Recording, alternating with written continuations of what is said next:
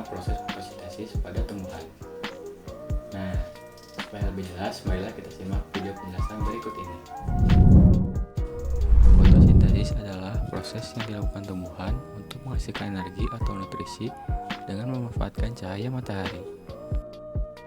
Nah, dalam proses fotosintesis, ada bagian-bagian dari pohon yang berperan dalam proses fotosintesis. Yang pertama adalah batang.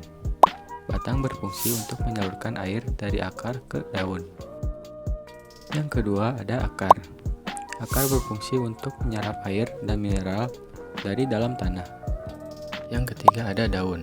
Daun berfungsi sebagai tempat berlangsungnya proses fotosintesis.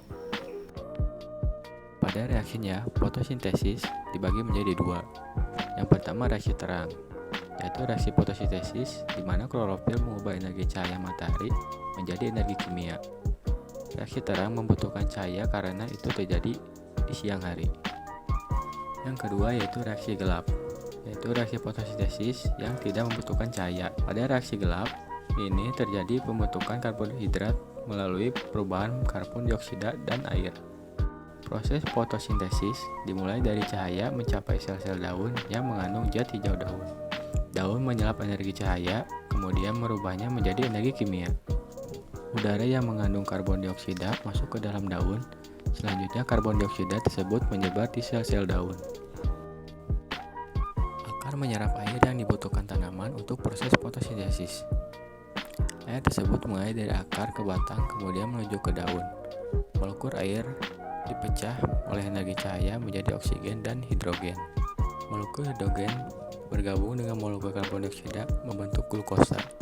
Dan hasil fotosintesis yang berupa glukosa akan menjadi makanan tumbuhan dan oksigen yang akan dilepas ke udara. Ada 6 faktor yang mempengaruhi fotosintesis. Yang pertama, intensitas cahaya. Laju sintesis tinggi ketika intensitas cahaya sangat banyak. Kedua, konsentrasi karbon dioksida. Semakin banyak karbon dioksida di udara, semakin banyak juga jumlah bahan yang dapat digunakan tumbuhan untuk melangsungkan proses fotosintesis. Ketiga, suhu. Suhu yang optimal diperlukan untuk mengaktifkan enzim-enzim dalam proses fotosintesis. Keempat, kadar air.